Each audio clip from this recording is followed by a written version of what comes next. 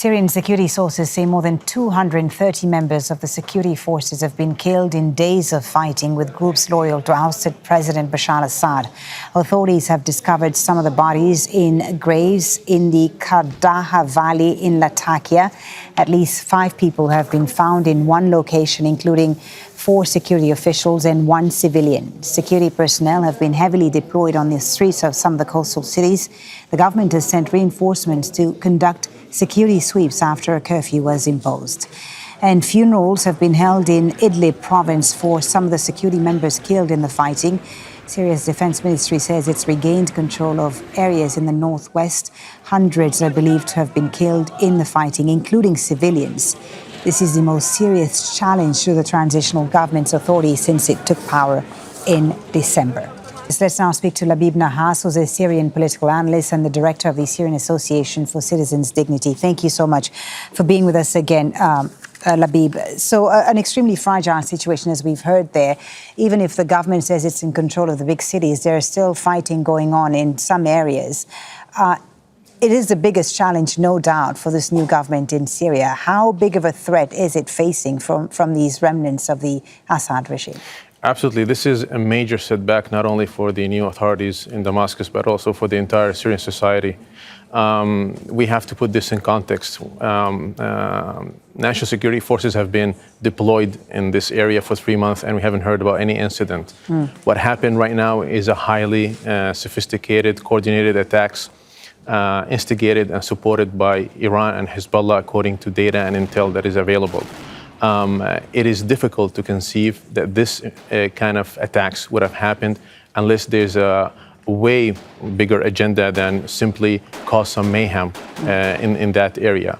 No doubt, whoever is behind that, especially Iran, who's looking for new leverage in Syria, for looking for new bargaining chips after they lost Syria, they're counting on the sectarian and religious tension that exists in Syria due to 6 decades of the Syrian regime.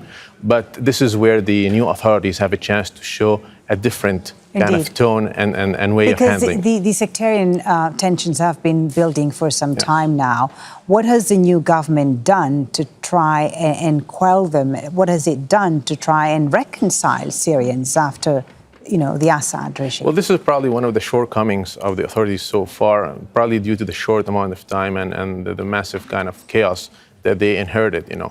I think kicking off a transitional justice process, which is never going to be a complete one, of course, due to the enormous magnitude of what happened in Syria over the last 6 decades, will at least give some sense of justice to the vast majority of the Syrian society. At the same time, in parallel, initiatives to harmonize the Syrian society, to establish real dialogue amongst the different factions of the society.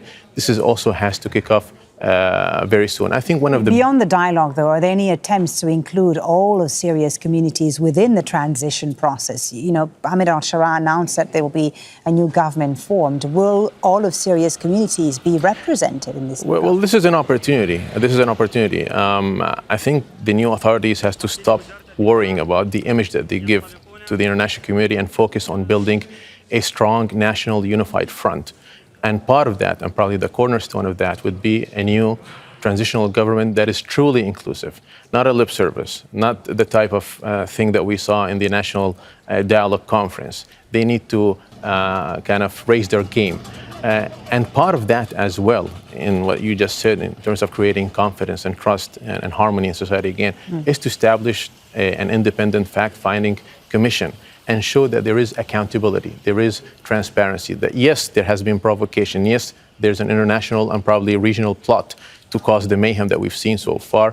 And it is, I insist, it's secessionist insurgency. It's not like some random loyalist, but the law has to prevail, and the new authorities have to show a different demeanor in dealing with these things. Right, because the concern in which you've also expressed, Labib, is that outside powers will try to exploit these tensions. Outside powers, not just Iran, but also Israel, as we've seen in southern Syria. Israel is present in southern Syria, will try to exploit these tensions to perhaps lead to a partition of Syria. Definitely. How high is that risk today, you think? To be honest, it's higher than it used to be before. We never believed that Syria might be segmented, but I think their parallelism in the modus operandi that we're seeing in the south and the northwest, they're trying to create an excuse for international intervention under the guise of protecting minorities, which is not a realistic or not a real kind of situation that we have, because we've always had harmony in the Syrian society.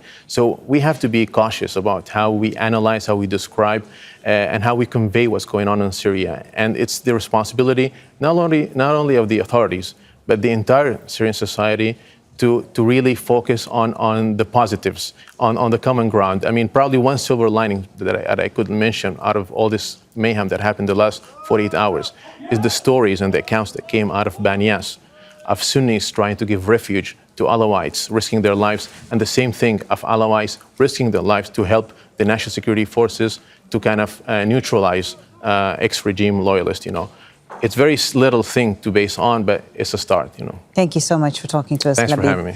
Labib Nahhas, a Syrian political analyst, joining us on Al Jazeera. Make sure to subscribe to our channel to get the latest news from Al Jazeera.